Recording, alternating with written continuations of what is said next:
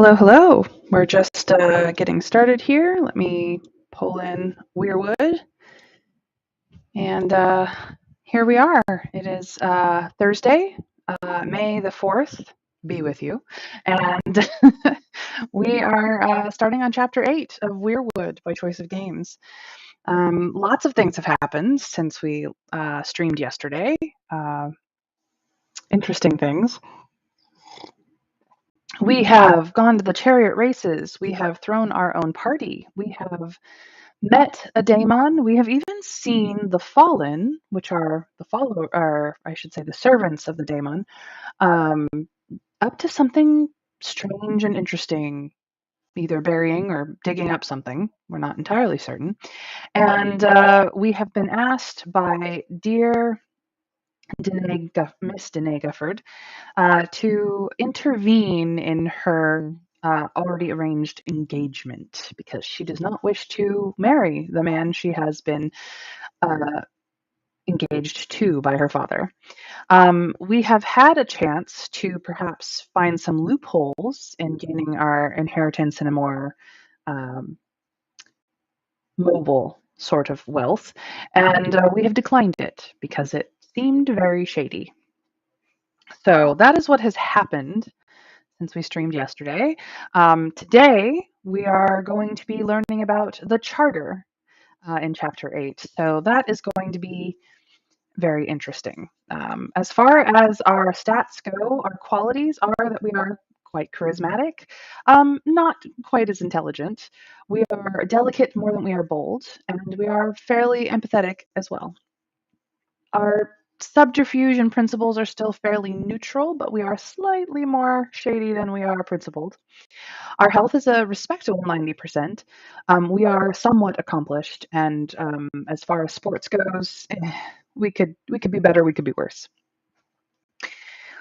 As for our reputation in Prosper, we are fairly respectable, which is good, far better than being scandalous. We have a minor amount of influence. We're not particularly dangerous or not dangerous. Um, we have a slight understanding of woodbound. Our weird sense is slightly less. And we are getting into philanthropic efforts. So our philanthropy is going up.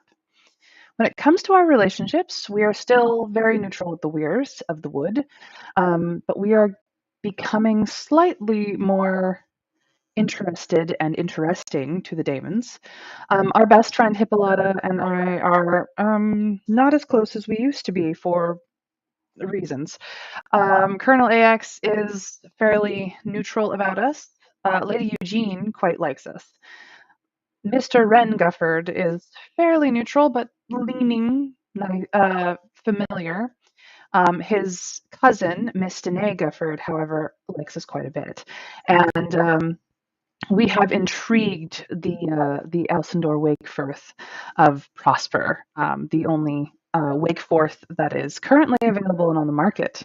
But we haven't really been able to do much more than just be nice to Elsendor. Jocasta Smythe still hates us, and we hate her, so it's mutual. We did, of course, pay for a party at our estate, which means that we, out of the 12 that we had, only have 5 spina left, which is not exactly dire straits, but we are not exactly wealthy either. So that's a bit concerning. But yes, that's how we are. So with that overview, I suppose we should get into Chapter 8, the Charter.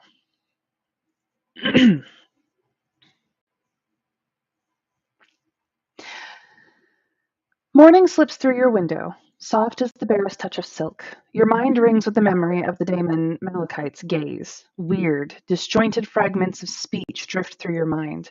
There are more pieces here to be connected, that is certain. Another thought hits you then. Danae. You wince inwardly, thinking of her situation and of your promise. There is much to do in little time. You must speak with those responsible and with those who have authority in town. They may help untangle this mess, if your words alone cannot suffice. Perhaps Lady Eugene or Colonel Ajax can lend their considerable influence to the matter.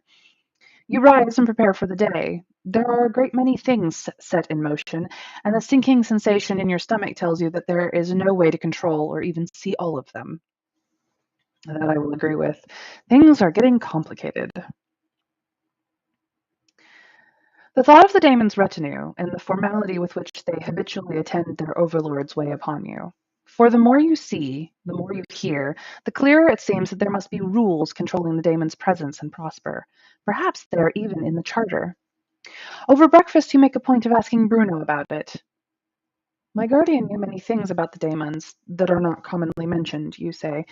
Bruno hesitates, winces slightly from the mention of his late employer.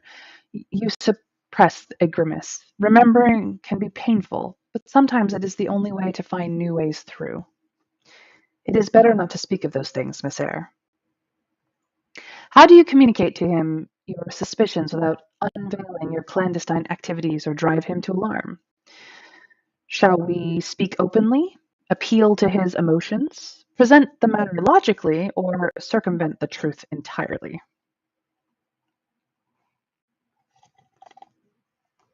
Hmm. Bruno has been our steadfast servant, the only one who stayed with the house after our guardian, um, Mr. Montague, died. Um, he has been invaluable in assisting with us. He was rather close with our guardian because he has refused to move on to greener pastures. Um, but that does not necessarily mean that he is close to us. So, seeing as there are many secrets to which we do not have enough information on, it might be for the best to appeal to his emotions. I mean, we are fairly charming and empathetic, so that could go our way. But if we speak openly, we might garner his trust more. Or it could go very, very badly. I don't know. What do you think, Trav? What shall we do?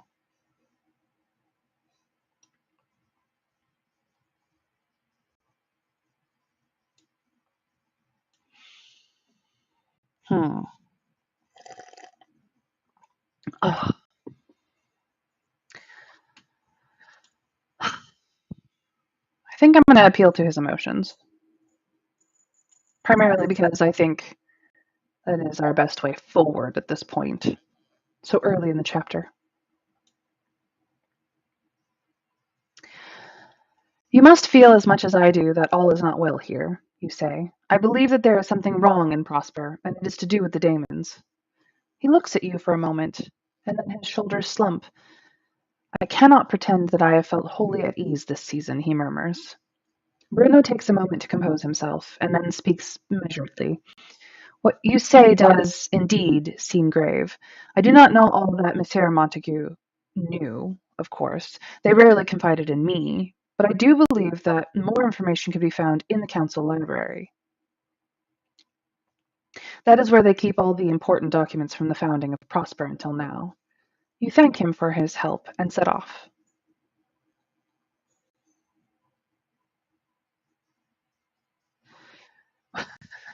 Well, unfortunately, Trav, I did not write this game, so as much as I agree that that probably would have been slightly wiser, that is not what the writers of the game intended. And to a certain point, I can see why they didn't. The fact that Malachite is definitely on your mind, and so of course you might reference that because it is on your mind. I mean, Bruno is merely a servant, a good servant, a very good servant. The highest ranking servant in your household, obviously, basically the only servant in your household right now, but still. Um, but he is, for the most part, um, still a servant. So uh, it is set in an era where, in one's own home, you kind of speak your mind and you hope that your servants are loyal enough to you to not gossip to the neighbors' servants. So Bruno has been a steadfast person. Anyways, off to the library we go.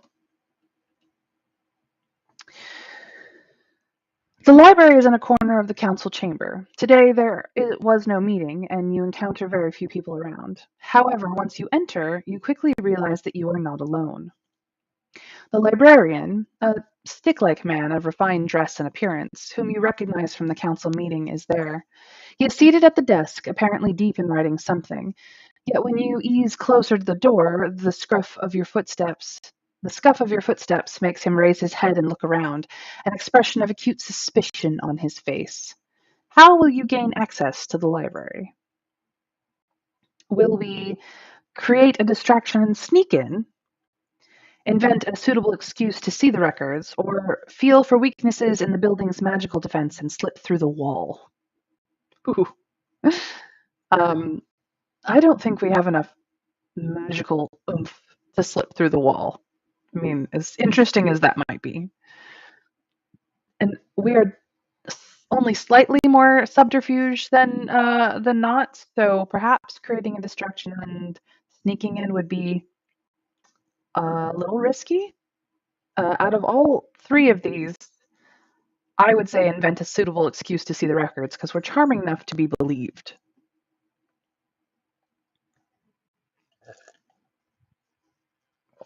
And I think I appreciate you for I appreciate you for agreeing with me, Trav. I do, I do. Excuse me, you say loudly.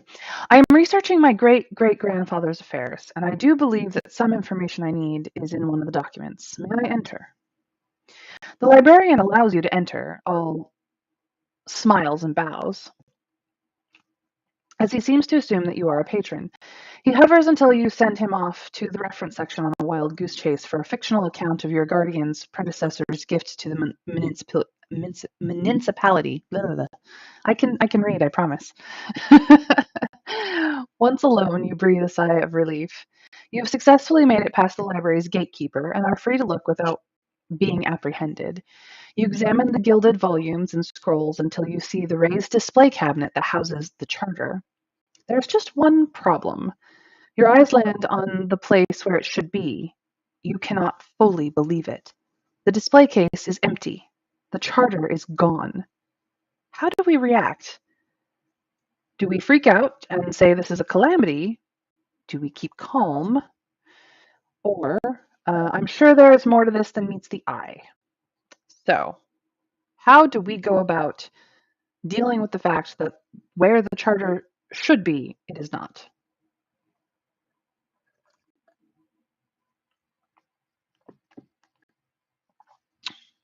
That is an excellent consideration, Trav. It is quite possible that the charter being missing concerns Malachite a lot. Um,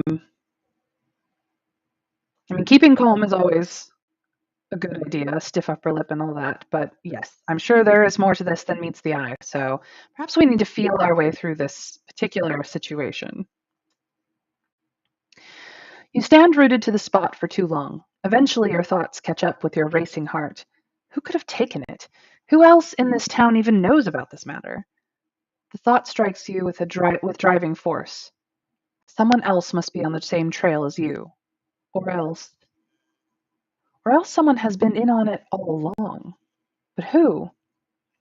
The burglary must have been recent. It seems it was not common knowledge. If Bruno could not tell you of it, you must find out where it is or who took it before it is too late. Or another thought traps you in place.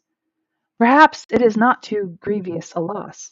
After all, prosperous society, with its finicky rules and casual cruelty, is not quite the Arcadia it is painted as. Someone, the librarian no doubt, coughs somewhere in the back of the room and tromps towards the front bookshelves, yanking you back to the present moment. You had thought that there was no one else present, but evidently they were filing something in the back. Right now you are faced with a conundrum. Whatever your personal feelings regarding the town, the charter was missing, and someone is either in step with you or has an agenda of their own. How do you proceed? Do we eavesdrop on the librarian for information? Do we research, or shall we wander about asking around? I mean, personally, I would say eavesdropping. on the librarian for information at this point seems to be like a good first step. Um, I'm not sure what we would research, but I'm sure the option is there for a reason. And asking around just seems like the best way to catch to end up in a mess. um, well, we're not great at it. We are more, but yeah, I think this is the time to see if we can't manage to find out anything from that. And worst case scenario, we get a different or have to do something else. Whew. The warden has just entered. The librarian rushes to greet them. You move closer. The two seem to be speaking about this very issue. You ease closer, placing your feet carefully to avoid making any noise. However, you neglect to pay enough attention to your other limbs. You hit something with your elbow. There is a crash as it falls to the ground. Oh, evidently there was a recent break-in. The charter had to be moved to a more secure location, namely the mayor's private vault. The warden and the librarian turn and stare at you. What was it you wanted? The librarian asked stiffly. This is a private conversation. Your cheeks burn. You mutter something nonsensical about the charter. The librarian glares at you. It is not here. It was moved following the break-in. The mayor has custody of it. You make your escape. The mayor's vault is not in the mayor's residence, contrary to its name, but in the town hall. This is good news for you, as it affords you easier entry. However, your good luck runs out there, for the sound of voices soon tells you that you are not alone. Although the attempted burglary was a few days ago, your behavior looks undoubtedly suspicious. It's possible that the real burglar might come back, or that others might think this. A group of people rounds the corner before you can hide or even begin to make some kind of plan, and a crowd forms. They surround you, babbling about conjunctions of habit, reason, and time. It is a moment before you recognize them. The philosophers. A cool voice cuts through the commotion and you freeze. Well, well, what have we here? It appears we've interrupted you, says Wren Grufford. He appears a second later, looking nonchalant, again in all black coat and cravat. If there has been a break-in and they know about it, this timing looks distinctly suspect. How do you convince the philosophers that you are not the would-be thief? One can but try. Yes. Regarding the break-in, I suspect one of Ren's philosopher buddies. If not Ren himself, Trav, if not Ren himself. But yes, there they are, the mischief makers. So do we rationally explain everything to them? Do we make up another excuse for your presence, or do we convince them that our task is perfectly innocent? You may not be pointing fingers, but you are side eyeing. You are giving them extreme side eye at the moment, Trav. Um, Personally, I think convincing them that our task is perfectly innocent is may in fact be the way to go. I mean, they are philosophers, and if we had the intelligence for it, I would rationally explain everything to them. But I don't think we will manage it well because our stat in intelligence is not high enough. Making another excuse for our presence would be easier because we are charismatic, but I don't think we're quite subterfuge enough for it. However, convincing them that our task is perfectly innocent with our charisma might be the best way to go.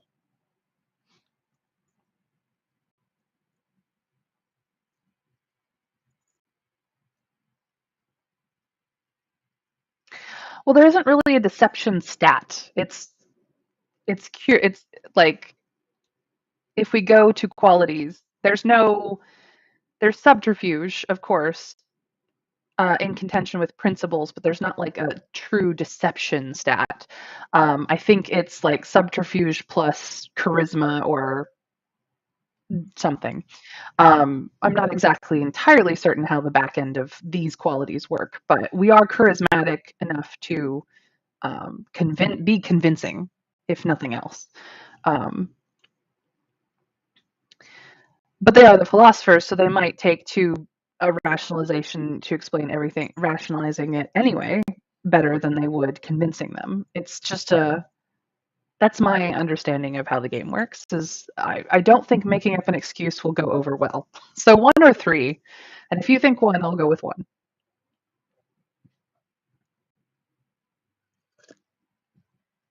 But we did go to the library to check the charter on something that has very little to do with it being stolen. Like, we're not exactly lying. Three it is. I know what you must be thinking, you say in tones of openness and honesty, but I assure you my intentions are honorable. I wish the same as you, to protect Prosper at all costs. I believe this charter is crucial in doing so. We found this, says the severe philosopher reluctantly, uncurling one of her hands. There, lying in her kid gloved palm, is a flashy garnet encrusted ring. It was in the library. At the break in site, her eyes say. Thank you, you say, pocketing this piece of information for later use. The philosophers consider your response for a moment. Individually, there are a few furtive glances. Finally, a bespectacled philosopher speaks to you, or speaks up. I, for one, am inclined to accept your reasoning, he says, looking around. I do not know if you all agree. It seems sound, Wren concedes, and a wave of relief sweeps through you. The philosopher's knowledge and experience of the town and its secrets could make them valuable allies, and make your own work easier in uncovering this problem. The philosophers, evidently, know something of the break in and the plot. However, such a crowd will make it difficult to maintain secrecy. How will we proceed? Do we charm them into working together, which emphasis we are charming, expound upon the benefits of working together, of which we are not intelligent enough to pull that off, and or politely seek to work separately, which, if considering our philosophy and our charm is high, politely doing that is probably not a necessarily good idea. This will allow us to get in good with the philosophy club versus Ren specifically. Personally, I would say charm is the way to go, number one. But please tell me what you think. One, two, three, or one, two, or three.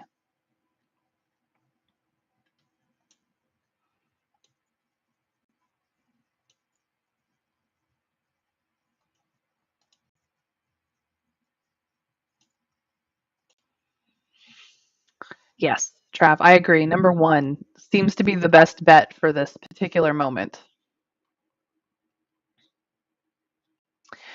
You flash the philosophers a winning smile. Perhaps our individual aims would be more effective if we joined forces. I believe we can be of great help to one another. Your calm presence and cheerful mien seems to convince the philosophers into treating you as an ally. Heads nod in assent. Ren's expression does not change, but somehow he seems pleased. You are finally at the charter. You crowd around the others, cramming your neck to get a better look. The charter is dusty and unassuming. It does not look like the object of contention it currently seems to be. There is little dust on it. The handwriting is curly and old fashioned, but nonetheless clearly the work of an official scribe. In the corner underneath the agreement is a blazing mark that hurts your stomach when you look at it. That must be the mark of the daemons. Then you spot the curled, unfurling mark in emerald green on the other side. This must be the wearer's mark. In the center are the signatures of the 6 founders and the notary stamp. It was all drawn out in writing, this strange collection of functions and rules that make up Prosper life, all planned out, all with all the hardship and sudden rises to fortune that Prosper has entailed for its gentry. What an odd thought indeed. The thought makes you reel for an instant, but you collect yourself. Wren holds it aloft and narrows his eyes, then passes the document to you. Your mind is racing, heart thumping. The language is difficult to decipher, but you may have an idea what it means. How will we decipher the contract? Will we use logic to reason it out, knowing that we are under 50% intelligence? Do we get a sense of the basic meaning using empathy? Do we guess the most outrageous meaning for no reason I can understand? Or do we look at all the nuances and focus on those? Um, Personally, I am leaning more towards 2 and 4. I don't think 3 is a good option at all. The most outrageous meaning is probably going to go badly. Using logic, we do. I mean, we just don't have the intelligence stat for the logic one, unfortunately. We did not go the book learned route in this run through. Um, so yeah, I will suggest 2 and 4. Um, I don't. We'll have to go from there.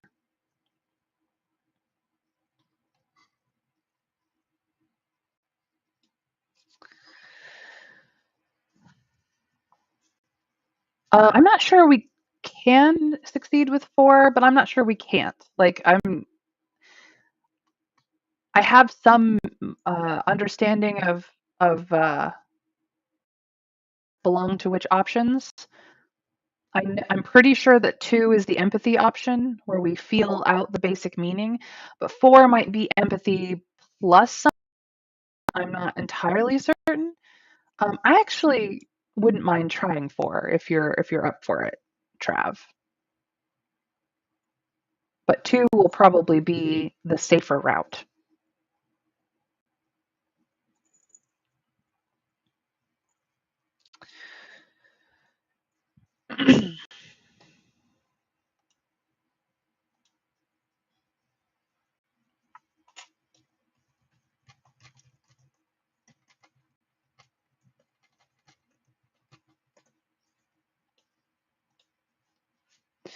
The worst that could happen is we learn nothing, Trav. So I'm gonna go with 4 and see what happens.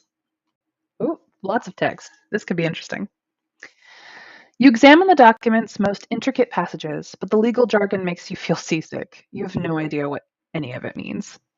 The philosophers look at you with um, condescension, and in some cases, vague disappointment.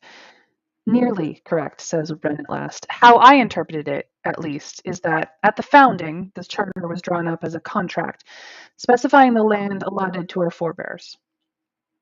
The land was designated by 4 markers called keystones. Hi, Dragon. Welcome in. Which keep the magic in place and prevent the daemons from stepping onto Prosper soil. This is why they have been gathering the fallen. They require someone of human touch to convey them into our world. His voice darkens. But this means that if anyone has been moving the keystones, however, the entire contract is rendered void, and our gracious overlords, this ironically, can walk wherever they choose. Our entire town is at risk. A prickle runs up your spine. Something dark red tweaks deep behind your eyes. A thought of sulfur and argon and hot, hot skies rises in the hindbrain, and your mouth goes dry. Somehow, Malachite's attention has been drawn. He knows. Some of their faces grow serious as they consider the implications. That is most likely what it means, Wren says at last. He squints at the document. But here it says. His gaze goes far away for a moment. And yet there are safeguards in place. They should not have been able to circumvent the rules so easily. Heads turn as the philosophers regard one another thoughtfully. The realization is in everyone's eyes. The daemons must have been aided from within the ranks of Prosper's gentry. As long as the keystones remain, Prosper is safe. But if not, the entire town is at risk. A moment's pause, you can hear your heart beating. Do we say that we have to tell someone? Do we say that we have to prevent this from happening, or do we say that we have to get more information?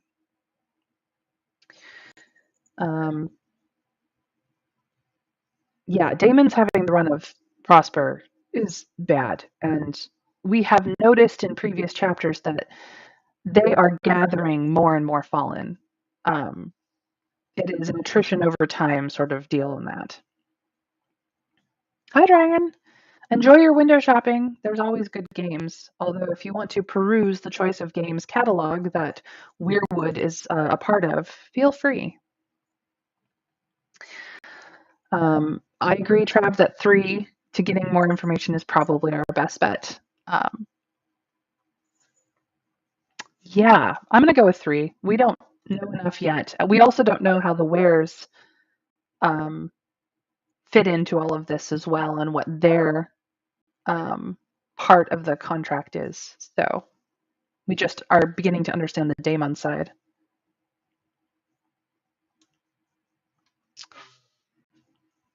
The Resident Evil games are solid games. They're not games I can play ever, but they are solid games. I'm not terribly good at that type of game, and me and zombies of any type have problems for reasons.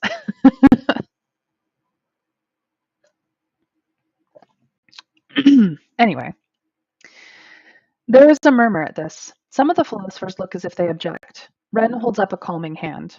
We cannot do anything. First of all, we must ascertain where the keystones are. We do not know what they are. We do not know that they are real, he points out, and if they are still there. If not, this proposes new worries indeed. But those are not for this evening. The hour grows late. One by one, the philosophers disperse. And that is the end of chapter 8. Chapter 9.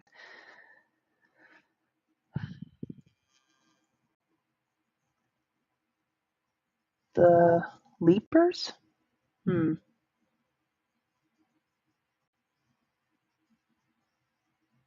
The Sleepers?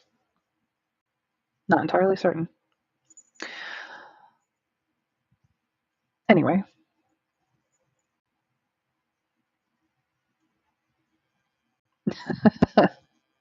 the Sleepers? Yeah, that's what it looks like, but I couldn't be entirely certain. Dragon. I'd be happy to help you with D&D character creation. I mean, I use D&D Beyond for most of my in 5th edition anyway. Assuming that you are going to be running and or playing in 5th edition, that's where I usually go for reference. I don't own all the books anymore on D&D Beyond, but I own the vast majority of them. Uh, if you uh, if you want, we can talk about it later, but not during stream, obviously. But yeah, hit me up later after stream. I'd be happy to help. So we are now on chapter 9. Let's see what our stats have gotten to. We've actually become slightly more intelligent for all that we've been through, which is handy. And it looks like our respectability has gone up slightly. Our influence has gone up slightly. Philanthropy is still roughly where it was. And it looks like Mr. Van Gufford is slightly likes us slightly more again. So that's handy. And let's do the daemons, apparently. I mean, Malachite has we have gotten Malachite's attention, Daemon Malachite's attention, so that should not surprise anyone.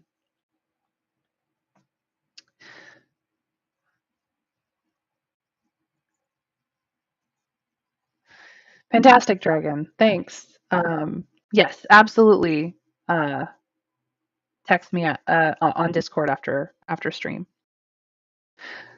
and I will help, depending on what kind of build you're looking for.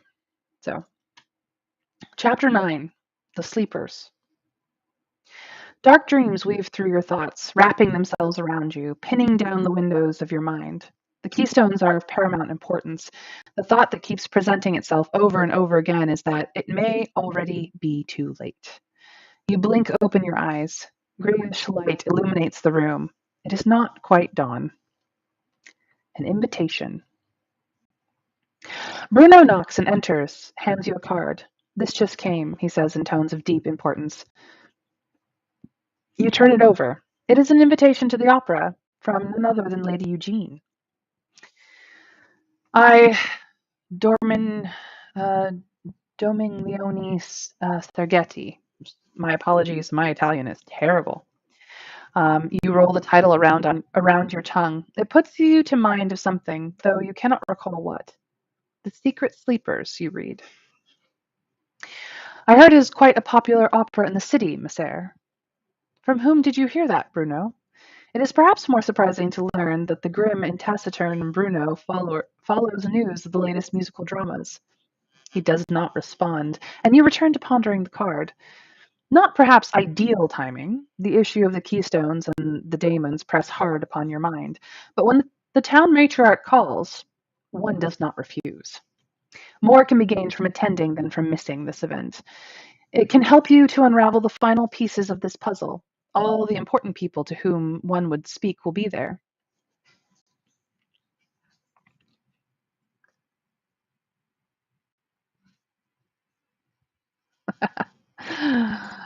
Oh no, Dragon, you should limit your spending to just what you can afford. I realize that Capcom is quite nostalgic for many of us. I have been known to like a Capcom game or two, though not for many years have I played any. But yeah, Capcom the Capcom catalog is full of nostalgic jewels, one could say. So maybe pick out one or two and leave it for the next sale, huh? Huh? But good luck. The time has come to make good on your promise to assist Danae.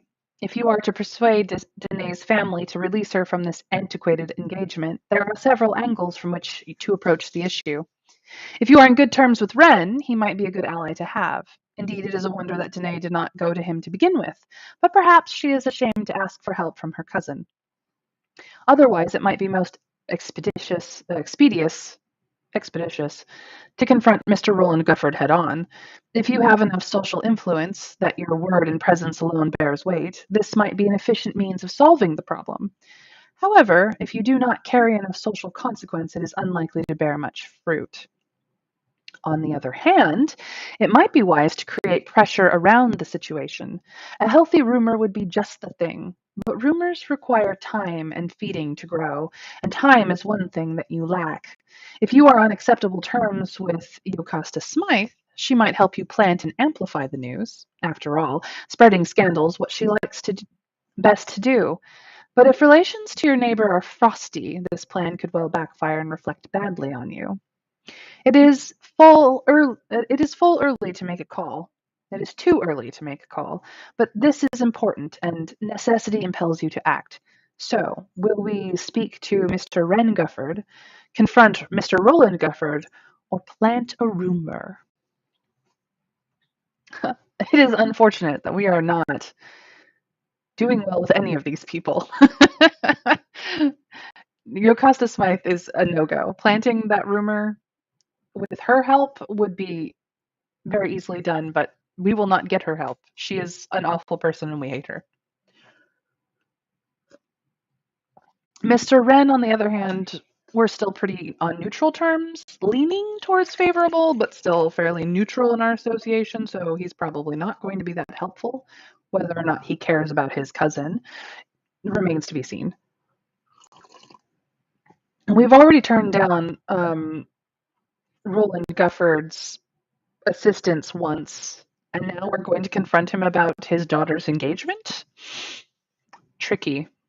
But Dragon is out to fight someone, so that actually may be the best option we have, is just to be like, dude, you're an asshole. Let's not do this.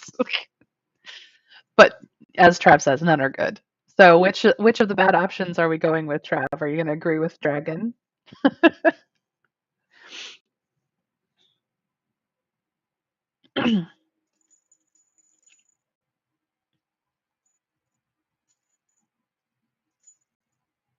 All right, we're going to confront Mr. Roland Gufford and have at. You go directly to Gufford's door, in your most imposing visiting clothes. When the maid admits you, her eyes widen. Evidently, your reputation has increased in town. She stutters nervously when announcing you to Mr. Gufford. He receives you in his study. How good to see you here, Miss Eyre. How good indeed. I was just thinking of you, but I should not have dared think you would call so soon. What can I do for you? Nice weather for some sport, eh? I am not here on a social visit, but a matter of urgent business, you inform him coldly. He visibly deflates. Ah, that is, well, sit down, do. Hear about the house, are you? He winks, attempting to recover his oily cheer. You ignore this. I'm here, sir, about your daughter, Miss Danae Grufford. I know about the engagement, and I must tell you, it will not do. His eyes grow round. He looks first at the door, and then to the window, as if to see some escape there. How do you know? It is as it should be. It is not, you say firmly. I had a visit from your daughter myself when she could not rely upon her father to listen to her. She does not wish to marry the person you have chosen. He sneers. She doesn't wish. Well, what's that to do with anything? The practice of selling one's family into matrimony is antiquated and no longer tolerated in genteel society, you say firmly. It reflects remarkably ill upon you, sir. A sly look across, comes across Grufford's face, and he puffs himself up slightly. Be that as it may, I thank you for bringing it to my attention, he says. And what do you hope to profit from this? A person does not simply meddle in others' affairs without the hope of gaining something in the end. So what is it? Money, spina, status? The high regard of my daughter? Come now, I do not have all day. His whole body is a sneer. I want Miss Grufford's freedom. I ask only on her behalf, you answer. Mr. Grufford laughs harshly. Every person has a price. I have listened to your very stupid complaints, and what I wish is for you to go away and not mention this to anybody again. Tell me, what is it you want, and I shall make you a counteroffer. Offer, counteroffer. That is the way the world works, after all. However you may feel about this little speech, there are elements that do not completely add up. Status, for one thing, cannot be bought save here, by way of spina, and regard cannot be purchased at all, in this instance, except through your success at fulfilling the task with which Danae has charged you. Grufford is tapping his foot, demonstrating his rudeness, attempting to raise his status in the coarsest way. What do you wish? If Danae's freedom is truly your intention, how do you convince him to set her free? Do we argue for Danae's freedom on the grounds of morality and respectability? Do we use our influence to argue for Danae's freedom, or do we threaten Mr. Grufford? We are not, by any means, a threatening kind. Morality and respectability? I don't think we'll manage that one either. I think at this point, our influence is the best stat that we have to free Miss Danae Grufford from her father's whatever he is doing. We're not entirely certain what he's doing, but whatever it is, it can't be good.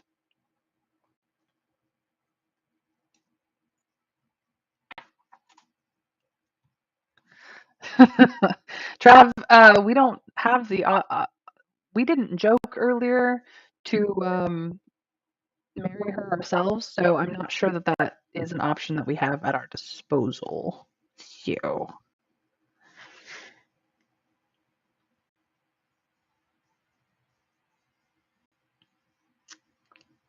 Once again, Trav, I have 1, 2, and 3.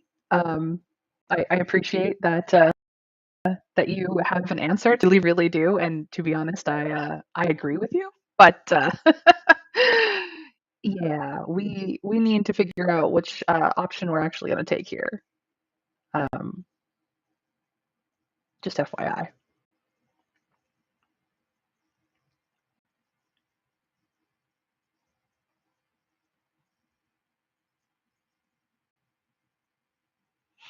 Two, then? Yeah, I think two is using our influence is the strongest that we have to assist with this.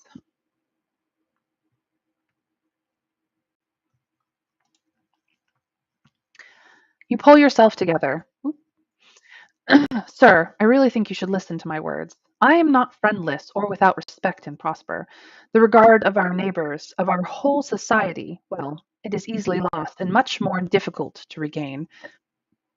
I urge you to consider the wisest course of action. If it became generally known that Miss Danae Grufford's own family was attempting to force her into matrimony with someone undesired and unsuitable, well, Grufford smirks.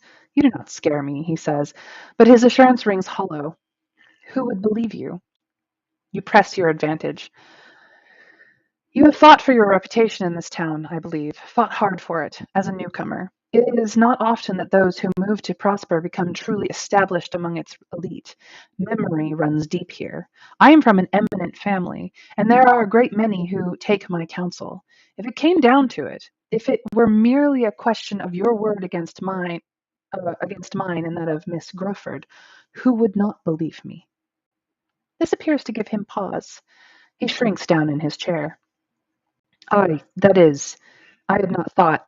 When one such as yourself says it, it does sound much worse, he mumbles. I highly doubt that, you say. He would be a fool if he allowed word of this scandal to reach his neighbor's ears. Ah, very well, let her have her way, he says with poor grace. It does not matter one way or the other to me. An obvious lie, and an attempt to worm his way into your good graces. You depart after extracting a promise from him to allow her to be released from the engagement. Your heart leaps. Danae is freed. She will be extremely happy to hear the news. You congratulate yourself on a task well accomplished.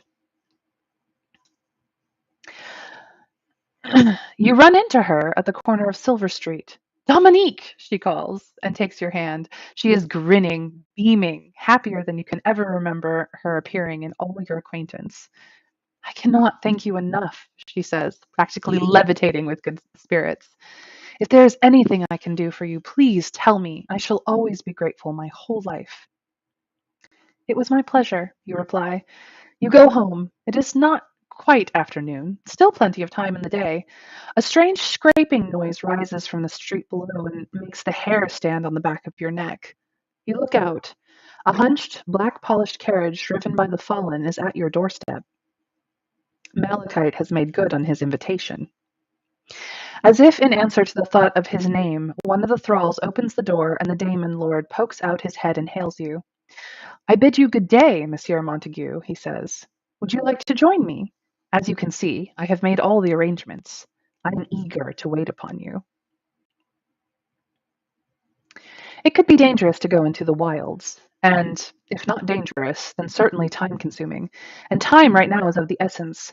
Yet such an invitation and such an opportunity to gather information are rarely granted to humans without a cost. There surely will be some cost, though. There always is, for transgressing. If you refuse, you risk offending the daemons, if you are not polite enough. And if you throw civility completely to the winds and call for help, offending them is almost certain. But so is getting out of the situation whole and unharmed. What will you do? So, calling for help, the worst possible situation. Politely declining, considering that we could have done so earlier and didn't, probably a terrible idea. I do believe that accepting the invitation, as Trav has said, is our strongest suit.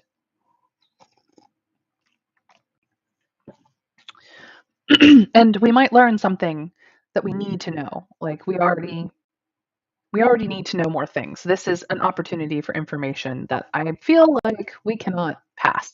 So I'm accepting the invitation. The chariot crawls along, black beetle in a set of field grass and empty cracked earth. Now is not the time to wonder, to measure scenarios and costs in your mind, but something in you does it anyway. The fallen do not appear to breathe, but their edges hum slightly, flickering in the sunlight. You had never noticed this before. Then again, your proximity to them had been quite limited before now. The crossing from Prosper into the wilds is an audible shock that leaves you reeling. Pinpricks of blood beat in your ears. The windows of the chariot are glazed. Now you wonder, gazing out at them, whether you would be able to even breathe were it not for the sealed chariot. The air here is hazy, and dust and magic cling to the edges of the sky. Plumes of thicker air drift around you like long fingers, trails of magic like fumes that leave a palpable shimmer. It is beautiful in a fierce and dangerous way. How do we feel about the wild? Do we feel free, terrified, trapped, or calm?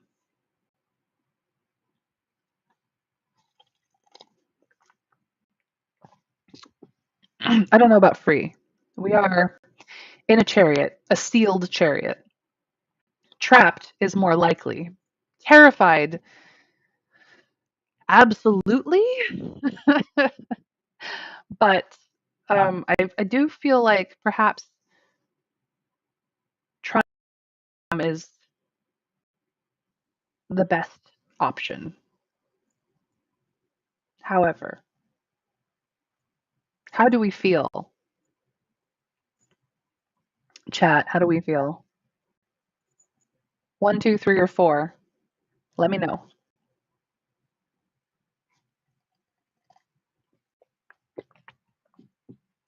I agree, Trav. We are a guest. Trying to stay calm, even if we don't entirely feel calm, but trying to be calm is our best bet here. Besides, we are intrigued about these demons. We definitely are intrigued. Like a bubble on the tide, the carriage conveys you along. The colors and flatness of the landscape make your head ring with a smooth emptiness. You inhale deeply. It is oddly soothing.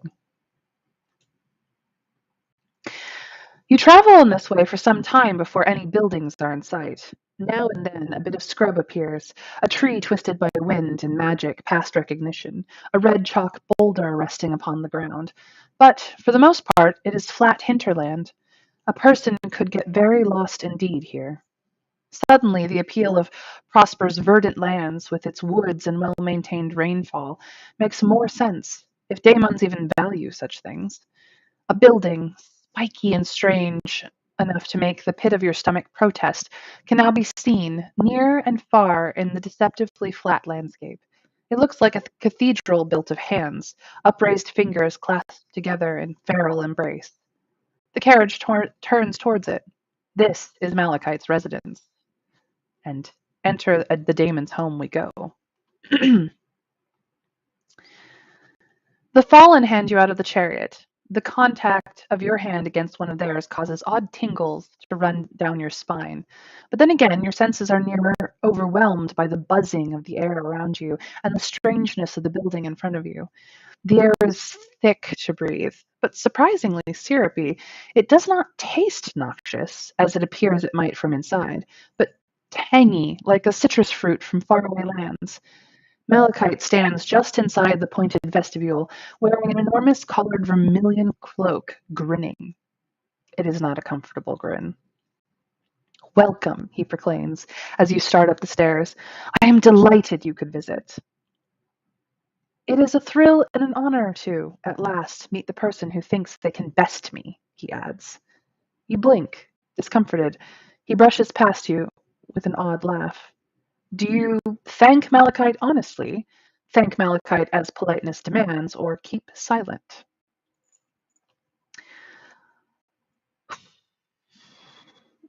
Thanking him honestly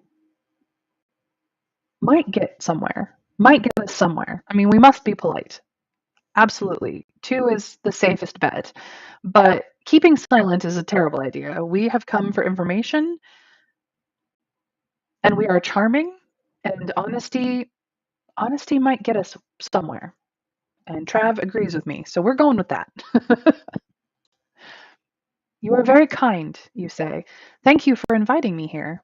The earnestness behind your words comes through your tone, and Malachite seems pleased.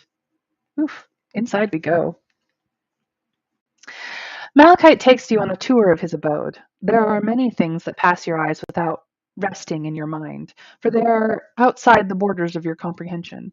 For the most part, afterwards, you recollect many finely furnished rooms and halls, some embedded with mosaic, some richly paneled, some painted with vibrant murals depicting filigree fine gold and silver trees and birds.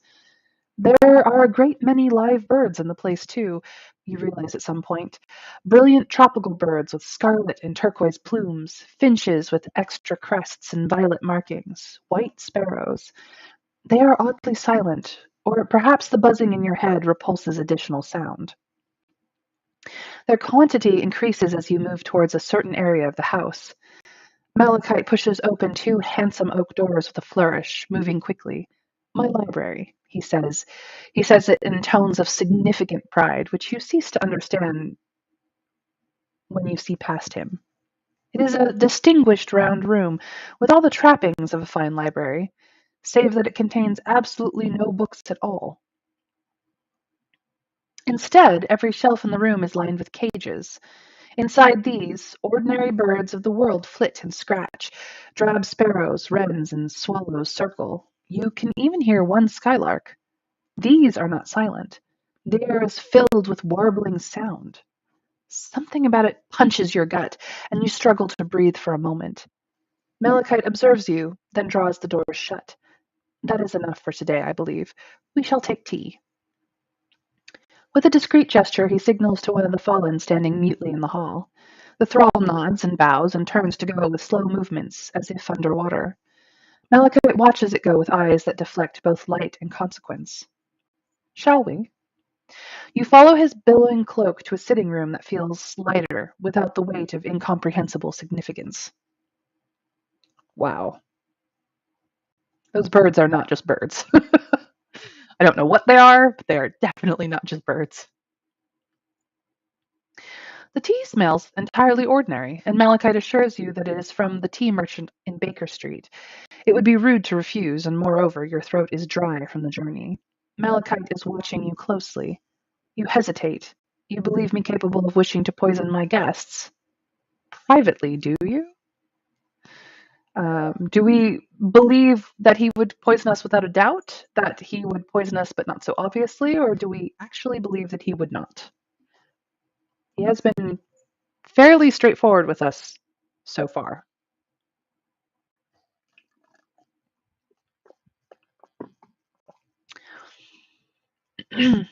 I don't believe that Malachite would just outright poison us without having an actual reason to do so.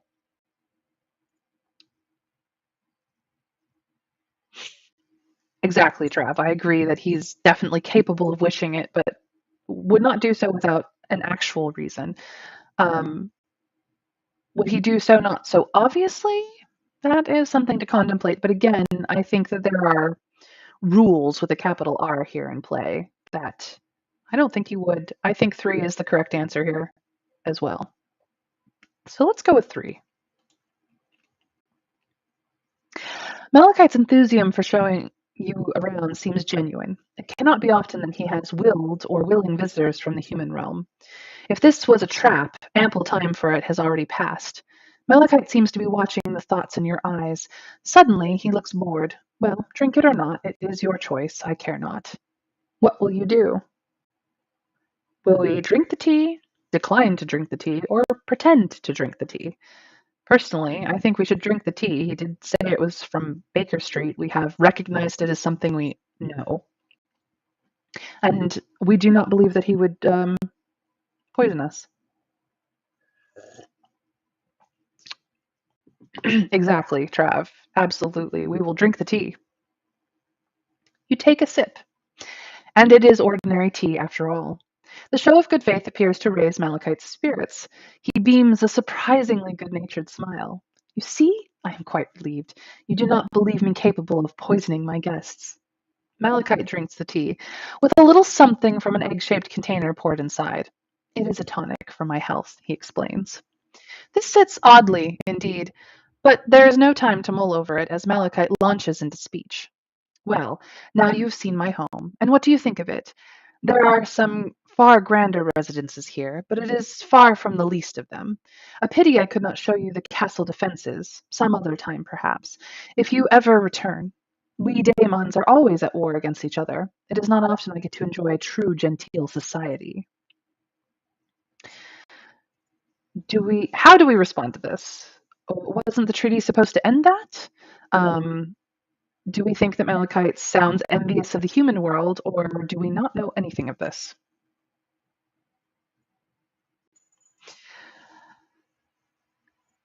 Correct, Trav. I believe that the tonic for his health is definitely so that he can drink the tea at all,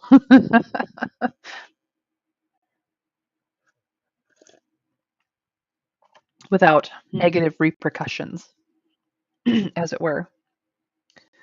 Um, we do want to know more about the treaty, so mentioning the treaty um, could be useful here.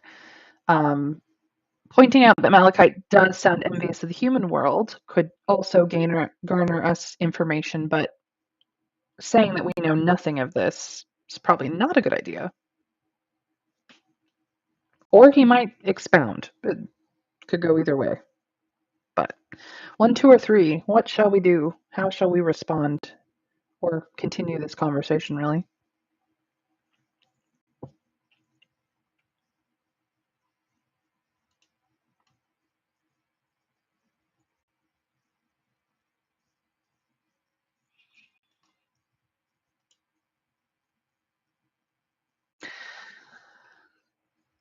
I agree, Trav. I think one is going to get us what we are looking for, more information on the treaty. You vaguely recall having heard something of the treaty ending this former strife, though, of course, you have never heard the history from a daemon's point of view.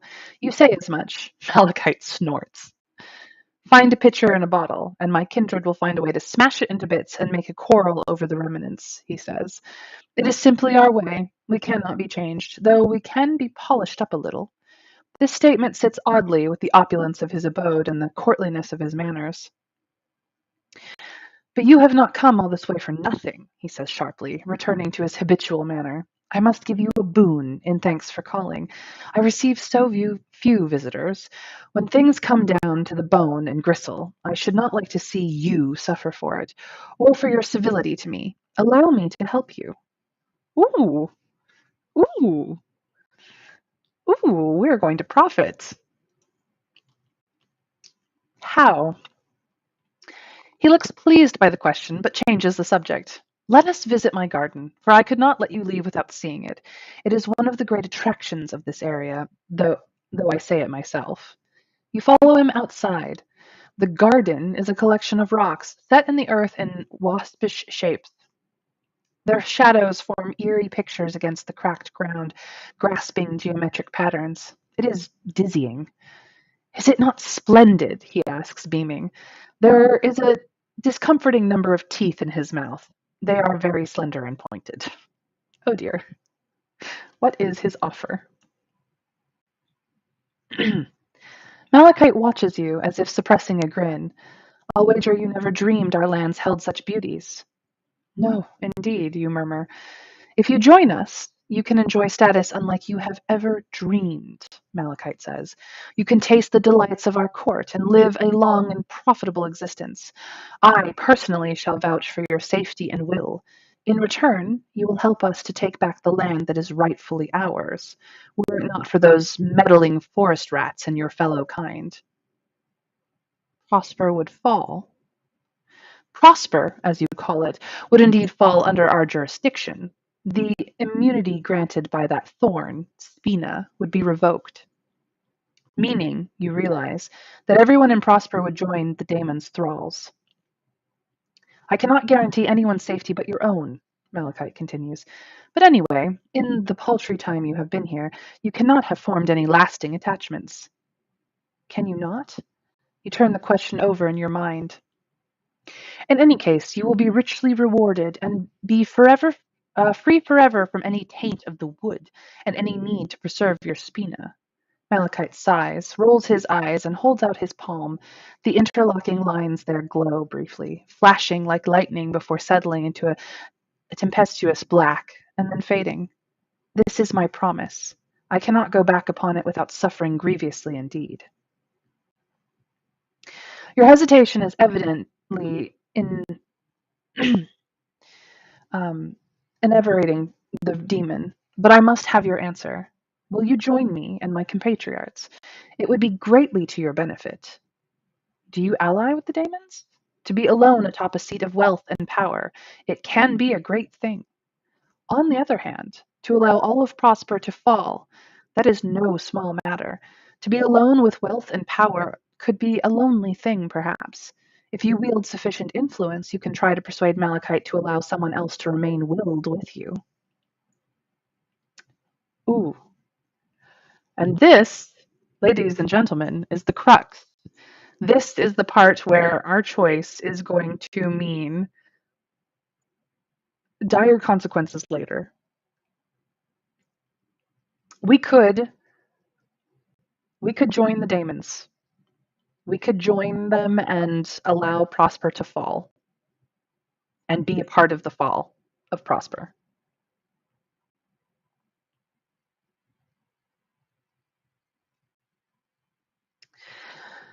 We could deny him and make it clear that we would never side with him.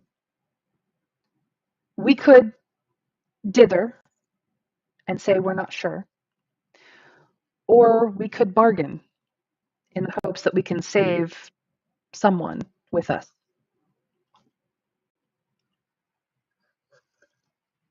Mm,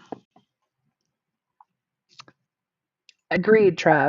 I don't doubt that he means it either. And honestly, I actually think that what he gets out of the deal is our company. We have been honest and we have um, we have come of our own free will, and he has never had that happen with a person who is willed before.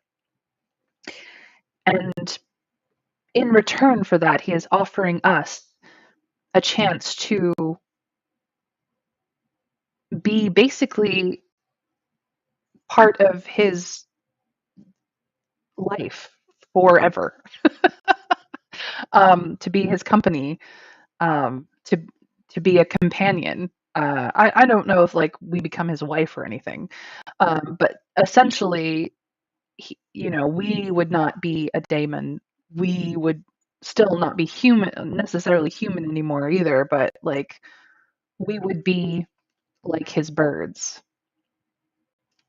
something from the human world that he covets and can spend time with. And we have shown ourselves to be uniquely open to the possibility so far. So yeah, he does absolutely get something out of recruiting us. Um, Also, he gets a more competent servant than the fallen, because the fallen are literally an extension of his will, and his will can only do so much. So we would be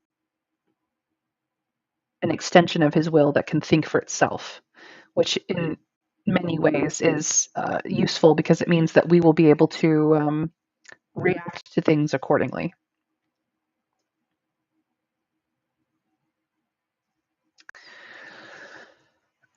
Well, we can only save someone else, one other person, maybe, if we can negotiate it, Trav.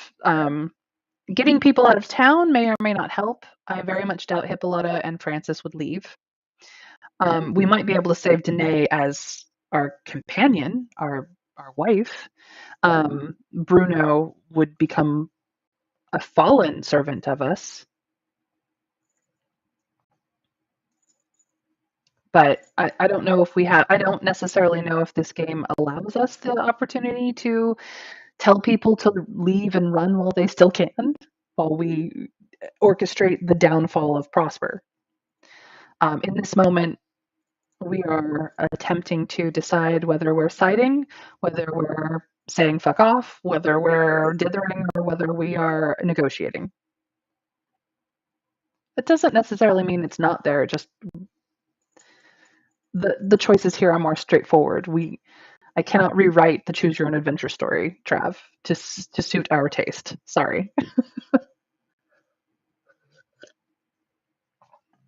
So, one, two, three, or four. What are we choosing in this moment? Are we siding with the Daemons to become the downfall of Prosper? Are we outright refusing to never side with the Daemons? Are we dithering, or are we negotiating? Travis Travis attempted to side with the Daemons. Well, let's show our stats for a second here. When it comes to our reputation, doesn't really matter, but our relationships with the Daemons are definitely going up. And this will absolutely boost that. The person that we are high enough in a relationship with that we might be able to save, I think, at this point is only Danae. So we are quite fond of her. Um, who?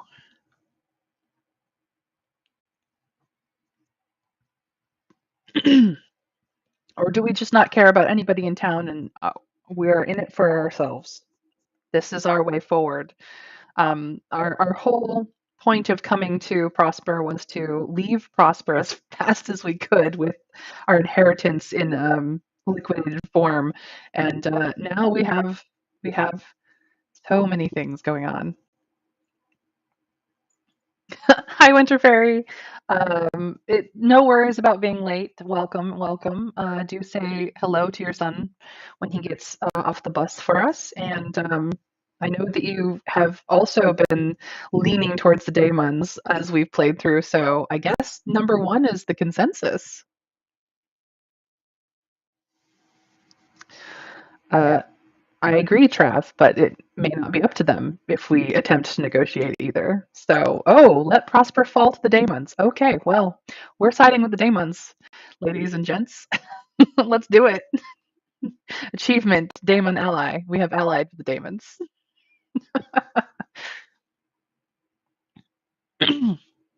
Mm, you are not wrong, Trav. You are not wrong. I will help you, you say. Excellent, he says, offering you a close-mouthed smile. You shall not regret this. A strange bell chimes from somewhere inside. Malachite's smooth face tenses momentarily. I fear I must attend to other duties. It is a clear signal for you to leave. I shall send for the carriage. A sly look passes behind his eyes so quickly that you might have imagined it. The warnings about the wilds come to mind. How those who attempt to find their way in them without a daemon's guidance succumb to the magical fumes in the air and, maddened by it, lose their way. It also occurs to you that you now have served your purpose. It might not be quite so important for Malachite to safeguard your return to Prosper. After all, you know a great deal.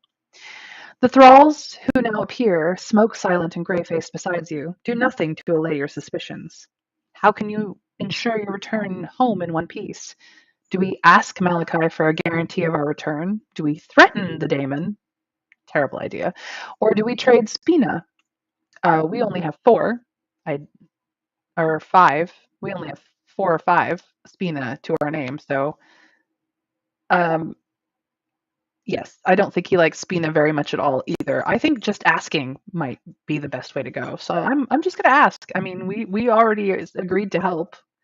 A little reassurance is not so much to ask. The wilds can be perilous, you begin. Malachite forestalls you. But of course, he murmurs as if to himself, you shall be safe in the wilds. He reaches into one of the capricious folds of his coat and produces a white flower with a delicate golden stamen. It is so pale that its edges blur against the sun. You blink, eyes watering. A perfume reaches your nostrils, crisp and bright, like a sharp spring morning.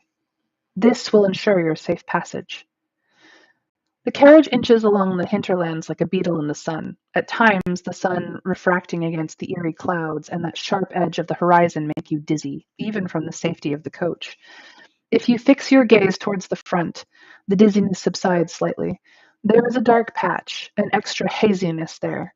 This must be where the wilds meets Prosper's lands. But with the wilds curving around, endless to the eye, it seems less a crossing between territories than a gateway between worlds. The chariot jolts and shudders, creaking. A sudden gale has blown up. You poke your head out the window to get a better view. The fallen who drive you seem to be conferring about something. Their bleary faces are turned towards each other and then crane simultaneously to the east.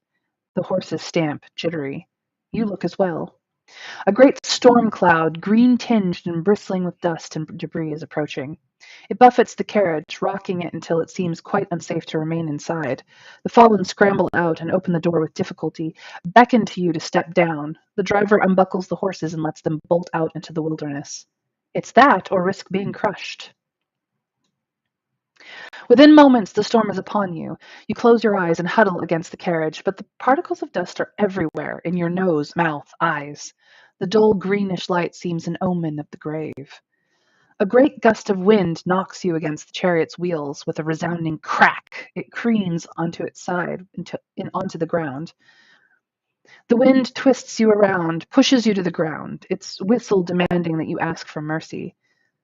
Then you turn your head, or when you turn your head, you can no longer see the chariot or the fallen.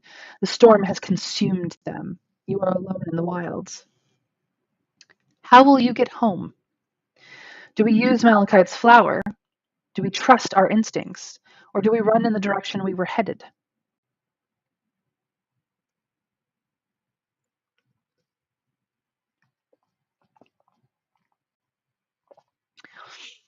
Now, if we use Malachite's flower now, it means that should we ever want to wander into the wilds on our own, we do not have his safe passage anymore.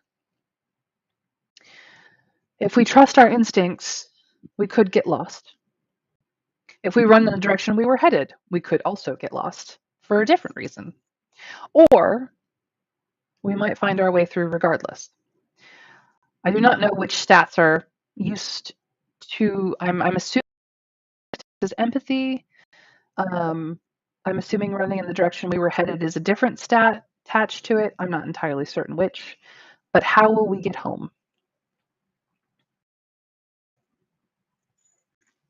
One, two, or three?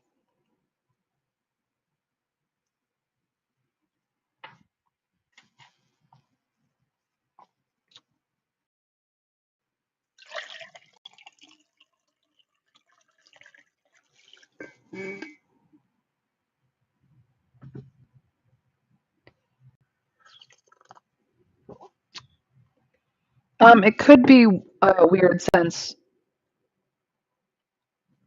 Yeah, it could be weird sense. It also could just be straight up empathy plus weird sense. Our empathy is good. Our weird sense is abysmal. Um, well, I shouldn't say abysmal. It's not great, and I'm not entirely certain where what stats are attached to running in the direction we were headed. It might be sport. It might be other things. Um,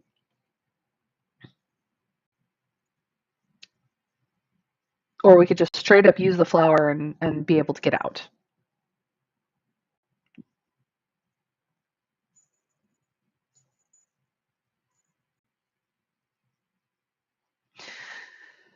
You are not incorrect, Trav. So we will use Malachite's flower.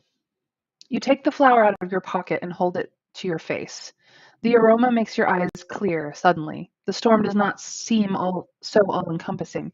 You see clearly which direction in which to go. You breathe deeply. Light illuminates the path ahead. The storm cannot touch you while you are certain of your way. And we walk out of the storm. Once you are out of the storm, Prosper appears suddenly and fully on the horizon.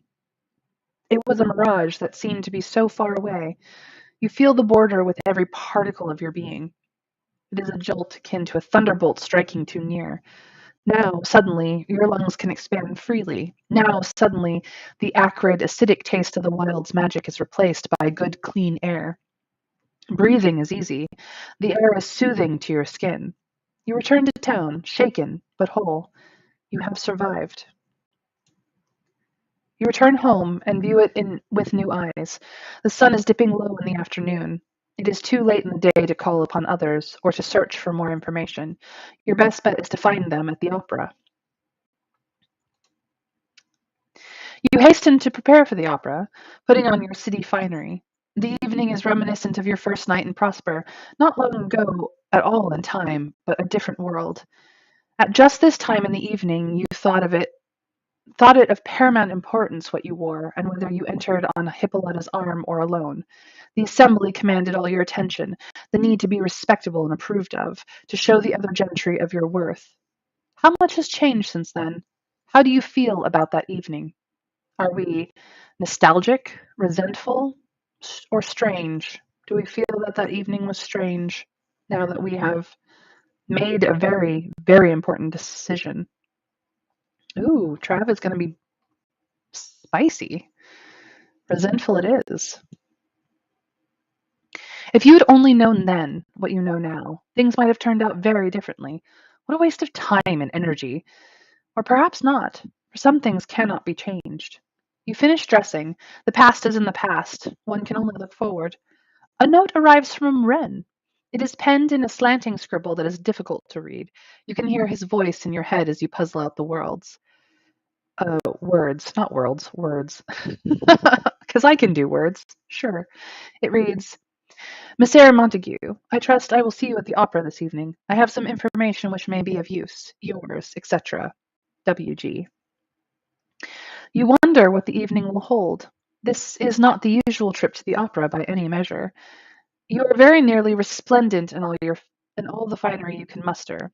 If is to be your last evening in this Prosper, you will make it one to remember. Do we grab our tricorn hat, our pelisse, or our fur-lined hood? Uh, doesn't particularly matter this season. How how do we want to present ourselves? One, two, or three?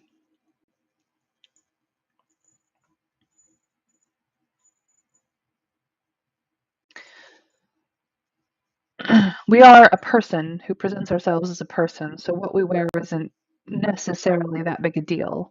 However, if I can make a guess, I would say the tricorn hat is more masculine, the pelisse is more feminine, and the fur-lined hood is ambiguous.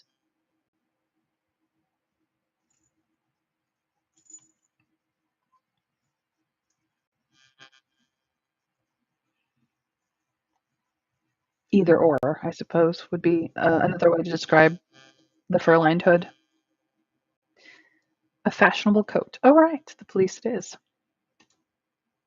The carriage awaits, and with it destiny. For certainty this evening will illuminate the path ahead. The secret sleepers. The Opera House boasts all the splendor a town the size of Prosper can afford. It is certainly not on par with the facilities of the city, but, all considered, not too shabby. The interior of the theatre certainly has enough glit to dazzle spectators in such a town. The glow of hundreds of candles illuminates the boards and audience members alike. There are not enough attendants employed, however, and more than one candle wavers and gutters, while more than one theatergoer shrieks the sensation of hot wax spoiling their finery. Good to know, Trav. I did not know that offhand myself, but that makes sense for the period we are um, reading in, I suppose. All of Prosper's beau monde seem to be here, exhibiting themselves. At the same time, the cheaper stalls are packed with lower class members from town. Down there, it feels like a holiday. Up here, the air is tense. You are not the only person to have noticed, at least on some level, the changes in the air. There is an excitement all around, a buzz that you do not recall from the assembly or the other gatherings among the gentry. As you enter, a chill breeze seems to sweep through you. This place, this scene, the stage upon which grand drama can play out, it is so far removed from the tenuous secret upon which Prosper rests that it is difficult to feel at ease. Among the throng, how many people know the danger they are in? Foreboding clamps down on your heart. For surely, henceforth, nothing will be the same in Prosper, no matter what. You breathe deeply, inhaling the scent of candle wax and polished pine, of smoke and that unnameably dusty force that is an impending story. Near you, a lady in a pink hat is discussing I Dormiglione Sergetti. I think I did that a little better. In rapturous tones. Bruno was right about its popularity. Evidently, two of the singers came all the way from the city for this performance. That is neither here nor there. However, not when there is so much else afoot and at stake. The gong rings out. People are taking their seats. You eye a row of several boxes, each containing a different habitual resident. As a newcomer and one of the gentry, you could join one of your acquaintances. Of course, it is best not to be seen overmuch in Hippolyta's company, if you do not wish to cause a scandal. Best to ensure you are skilled at subterfuge if you join her. Whose box will you join? Who will you be seen with? Do we join Hippolyta and her husband, which I know we don't have the subterfuge to pull off? Do we join Alcindor and Lady Eugene, who both enjoy our company? Or do we join the Gruffords, of whom one of which likes us, one of which is okay with us and intends to speak with us tonight, and one of which is not very happy with us?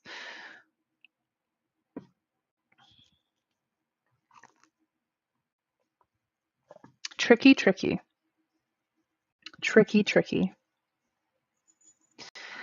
Um, we may have a chance to change boxes later in the opera, but Mr. Wren Grufford did say he wanted to speak with us. So joining the Gruffords and being able to speak with Miss Danae Grufford, whom we are quite fond of, might be the way to go to start out. We could always join the Wakefirths later. Even Alcindor and Lady Eugene are both Wakefirths later, possibly.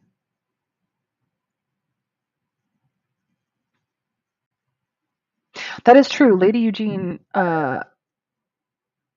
did invite us. She was the one who extended the invitation. So perhaps joining her box might be the only polite answer, actually. You are correct, Trev. I did forget that. So we will go with that. We're gonna join the Wakeforths because they like us. You catch sight of the Wakeforths in the crowd. Alcindor stands next to Lady Eugene, apparently waiting for someone. Alcindor catches sight of you and says something to Lady Eugene, who turns. They are definitely staring at you. This is as good an invitation as any. You walk over. Yes, Trav, that is. You were correct. Excellent, excellently correct. Good evening, Mr. Montague, Lady Eugene says. I am delighted that you could attend this evening. It promises to be a simply ravishing performance. Good evening, you tell them. Thank you very much for your invitation. You are most welcome indeed. And now, come, you shall watch from my box this evening. Lady Eugene says, this honor is certainly a mark of your increased status here in Prosper. The Wakeforths have the best box in the theatre, with a perfect view of the stage and of most of the hall, perfect for looking out for the spy. The curtain rises. You watch and listen, keeping half an eye on the half and half on the action on stage. The story is something about a beautiful daughter of a countess who has been captured by a wicked sorceress, and who is forced to sing to the several imperfect suitors who have been enchanted into sleeping statues. But then there is the correct, perfect suitor with a brassy tenor who arrives and declares that love is the only enchantment worth having. At some point, you cease to pay attention to the story at all. The mood is tense, and you are not the only person spending more time studying the other audience members than the stage. There is a constant buzz of activity, as the spectators leave and re-enter the hall quite frequently, though many do seem to be following the action on stage. It is indeed lovely music, and you can understand why Bruno enthused about it. From the corner of your eye, you see the reprobate, Ed Vane, stagger drunkenly into the hall, upsetting a fruit seller's cart. He is ushered away, but not before causing a small scene. Likely not the spy, though possible. What could he have to gain, though? He seems wholly without ambition. Speaking of which,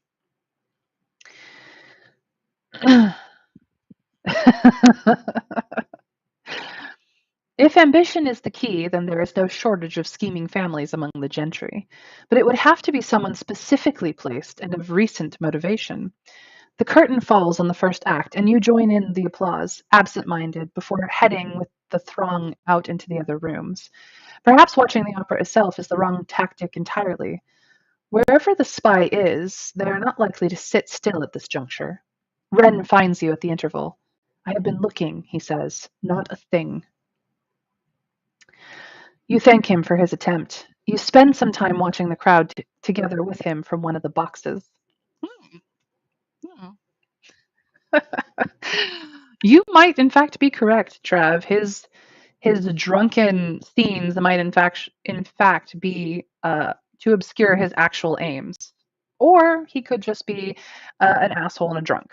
We don't really know him personally very well, though we did win at cards against him once. We are absolutely not his favorite person. Act 2. The second act is noticeably worse than the first, though you do your best to enjoy it. The soprano's solo would be far more pleasing if the singer had a more convincing stage manner. As it is all you can do to watch it. There are so many pressing matters and so much at stake. The other members of the audience seem jumpy as well. The level of activity, always constant, rises with the sounds of chatter and movement. Midway through a lively duet, you notice someone getting up several times, looking about. It is Roland Grufford, acting even more strangely than usual. The torchlight glitters against his rings. He meets your gaze, practically leaps out of his seat, and scurries out of the box. There is something odd here, something that doesn't fit together. What do you do about it? Do we follow him discreetly? Do we explain it to the philosophers? Do we put evidence together on our own, or do we ignore it and try to enjoy the opera? Personally, I don't think ignoring it is going to be helpful to us at all. We are involved, as it were. And although presently whatever we do here may not matter in the long run, we did say that we would look into things, and, well, having the philosophers to help keep an eye on him, seeing as they think we're all in this together, might be a good idea. We do not have the subterfuge to follow him discreetly. We have tried to be subterfuge. We have tried to be discreet before, and it has not worked in our favor. And putting the evidence together on our own, I'm not sure we have enough. He does have a lot of shiny jeweled rings, Trav. He does, and we do have that ring in our possession. We could, in fact, find something out. But honestly, 2 and 3 are the options that I would suggest. But as I said before, the philosophers are in this with us. We are not in this alone. We do not have to do this alone. So I would highly suggest 2, but 3 is a perfectly valid option. I just don't think following discreetly will help us. I think we will bungle it.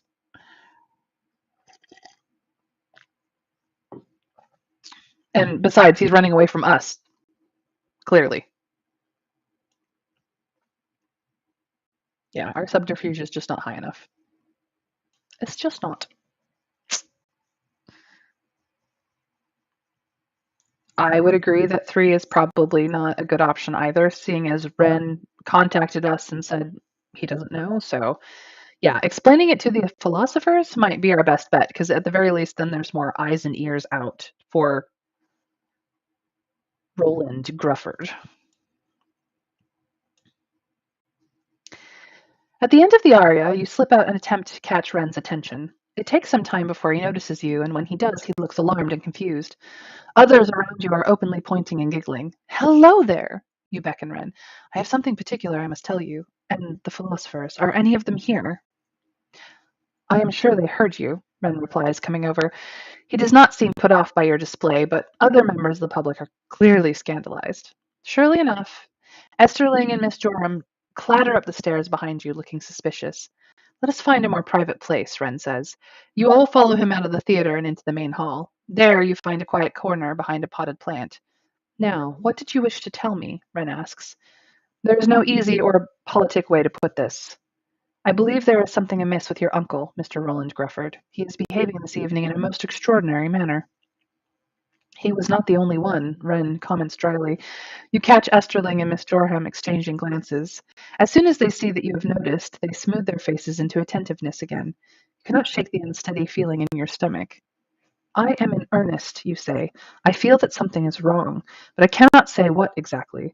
Just before I met you, I saw him race out of the opera in a way that seemed very suspicious, but perhaps he has some other matter of urgent business and I am wrong. I somehow feel, though, that this must be connected to the matter of the charter and the keystones. But, of course, I cannot be sure. My uncle's behavior has always been erratic, Wren replies, crossing his arms. It would be a difficult thing to prove. What could he hope to accomplish? He offers nothing here, but waits for you. Well, you stall, and take a different track. Do you know where he was on the day of the attempted break-in? Wren and the other philosophers exchange glances again. The question is, Miss Jorham, in her precise way, do you? Attention swirls around you, pinioning you. Whispers and unsubtle glances strike you right and left. You glance around. Suddenly, you are the focus of attention, and it is not attention you would have wished for or sought. One person's voice floats to your ears, spying, poking into things which are best left undisturbed. The crowd surrounds you, faces striving for a glimpse of you, notorious. You catch Lady Eugene's gaze high in her box. She turns away, giving you the cut direct. You have been publicly shamed. You straggle out of the dregs of the theater. If you had a tail, it would be between your legs. That was not at all you hoped the evening would go. The night enfolds you, breathless and hushed. The clouds blot out any visible stars. Climbing the steps to your house, you try to push back the sensation that you are totally alone and unprepared. In this instance, you can only rest. Tomorrow will bring what it brings. Oh dear. Somehow we have stumbled. Um, let's see here. I mean, we're still fairly more respectable than scandalous, and our influence is pretty high. Um, Nothing seems to have really changed drastically in the course of our relationships either. So I'm not exactly sure what happened, stat-wise.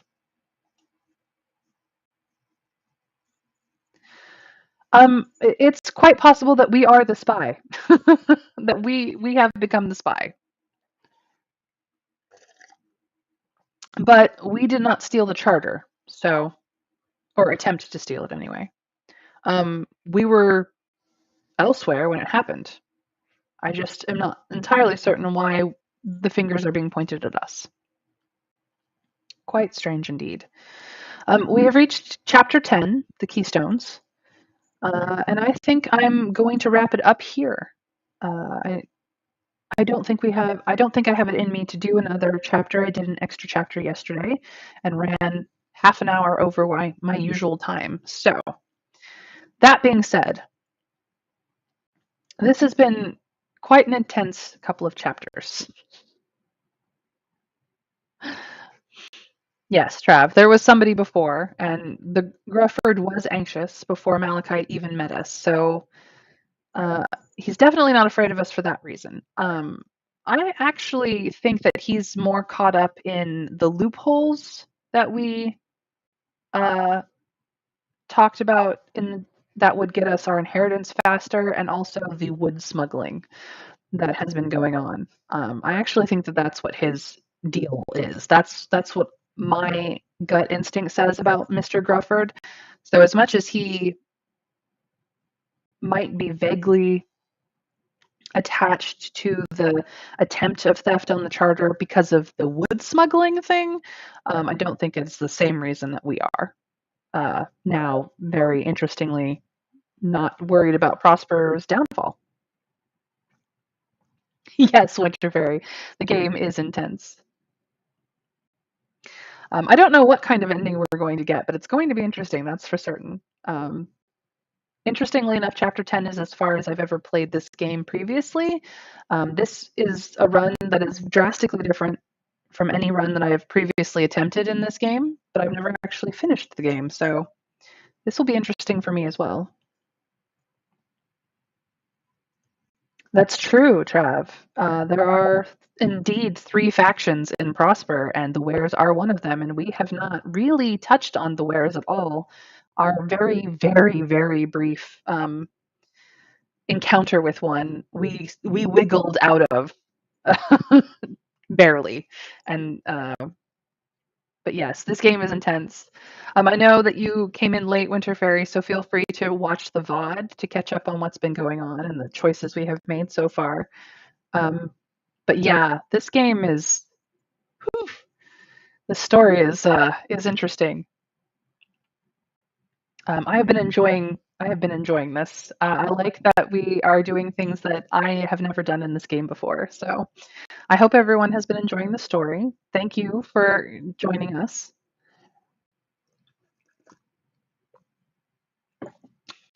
Oh, Winter Fairy, I'm glad you got in a good nap. I hope that you are well. I appreciate that you attempt to join us every day. So yes, we will start with chapter 10 tomorrow, the Keystones, and continue this story. Happy May the 4th be with you, and we will be returning to Weyrwood by choice of games on Revenge of the 5th. And I hope everyone takes care, and I will see you tomorrow. Bye, guys. That's